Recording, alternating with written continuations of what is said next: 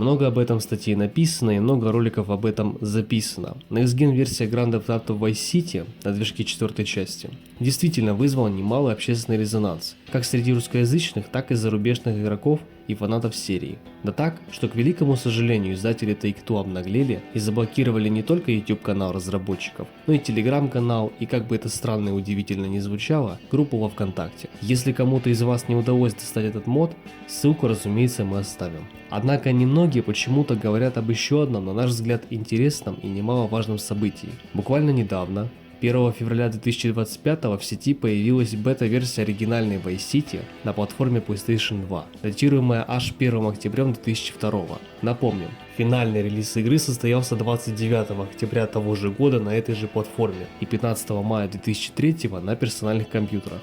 Так что, с вашего позволения, мы начнем смотреть, что за сие чудо.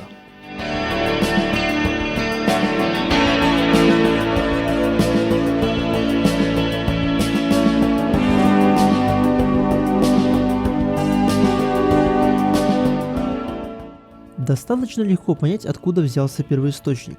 Во-первых, сначала билд появился на сайте Hidden Palace, довольно известном сайте, где распространяется большая часть прототипов и ранних изданий различных видеоигр. Фактически, сайт на этом базируется и живет за счет подобных сливов. Во-вторых, в англоязычном пространстве YouTube начали появляться ролики, в основном с канала Ральф Цифарета, демонстрирующим возможности этого билда. Что же касается запуска, он возможен как на эмуляторах, так и на оригинальном железе. С последним у нас таковой возможности не имеется, однако исходя из этого видеоролика от другого автора, это уже сделано за всех, и как видно работает замечательно.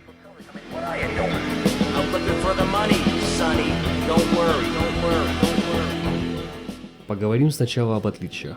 Первое, что мы видим и слышим, это отличие заглавной темы в заставке. Она скорее недоработанная и, честно, мне не особо нравится.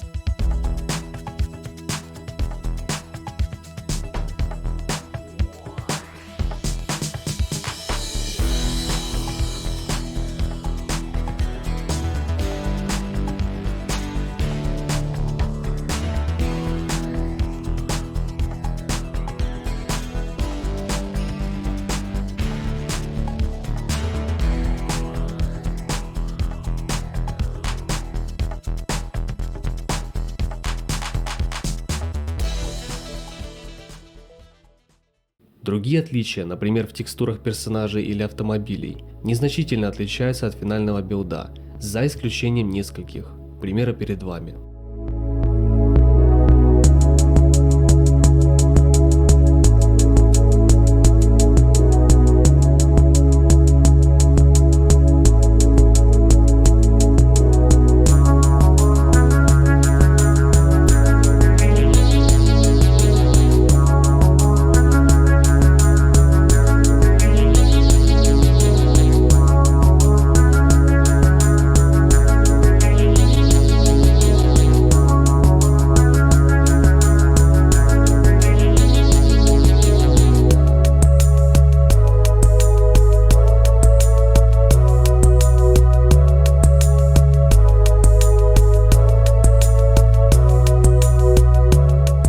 Судя по информации, обозначение беты SLS 51061, Европейский регион, версия 1.50. Несмотря на то, что в игре постоянно фигурирует эта надпись, где начальное слово из 3 букв скорее всего означает Wednesday, с английского среда, в меню паузы указаны фактические даты и время компиляции, что как раз подтверждает теорию того, что данная бета-версия датируется первым числом 10 месяца. От финальной игры, пусть и незначительные отличия, но действительно есть, и это удивительно, учитывая, что их отделяет всего каких-то жалких 5 дней, если верить информации касаемо конечного билда для Северной Америки. Выше он уже сами знаете когда.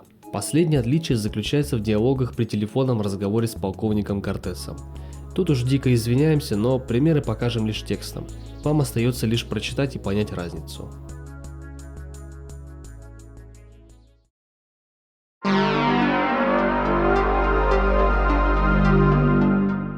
На первый взгляд ничего особенного, но самое главное в этой версии – наличие дебаг-меню.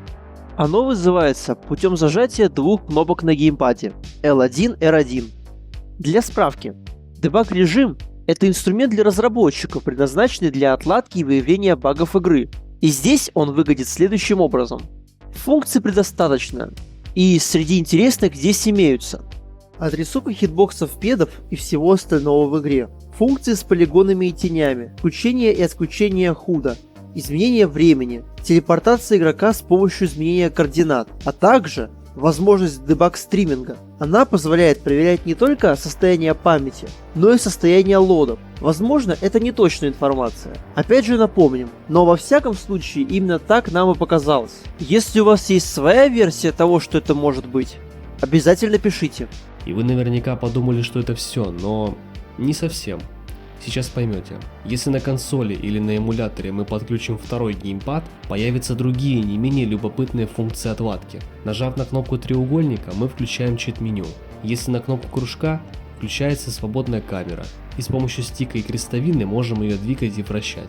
Благодаря ней мы можем даже сделать хорошие скриншоты. Почему бы собственно и нет. А нажав кнопку аналог или Home, смотря конечно с какого геймпада вы играете, можно включить или выключить весь трафик. Разработчикам также были доступны следующие вещи: выбор любой миссии, спавнер автомобилей и спавнер оружия. Все это, конечно же, работает без нареканий. И насчет границы.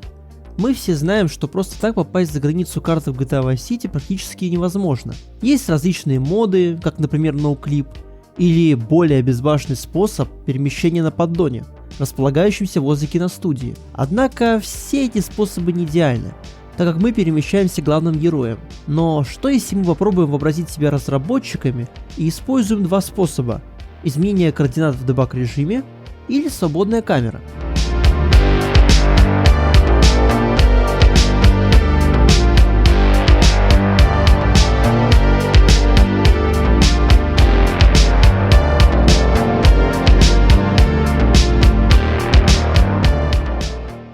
Хорошо, но в этом случае мы двигали главного героя. А теперь давайте попробуем использовать фрикам, ведь в этом же случае мы не двигаем его.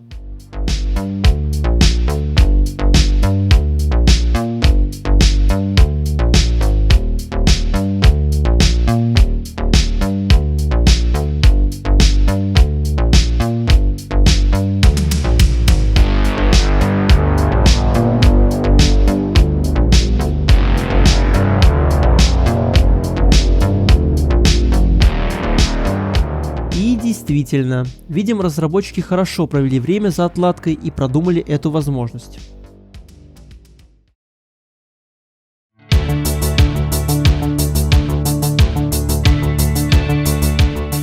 Запуск данной бета-версии через эмулятор действительно возможен, но смотря с какой платформы вы захотите это осуществить. Если на ПК, PCCX2 вам в помощь, только учтите, что для запуска необходима более новая версия. Если же с Android, тут немножко сложнее. Видите ли, существовало раньше множество эмуляторов в Play Market, позволяющих запускать PS2 игры на телефоне. Однако все эмуляторы, что лично мы знаем, уже давным-давно канули в лету, и в Play Market остался разве что PPSS22. Он не идеален? Можно взять Ether SX2 с официального сайта, правда его работоспособность мы уже не проверяли. Сделать это можете вы, по желанию. И можно уже подводить какие-то итоги. Но сначала мы хотим выдвинуть свою конспирологическую теорию. А что если эта бета-версия была выложена в сеть специально для того, чтобы позлить Рокстаров?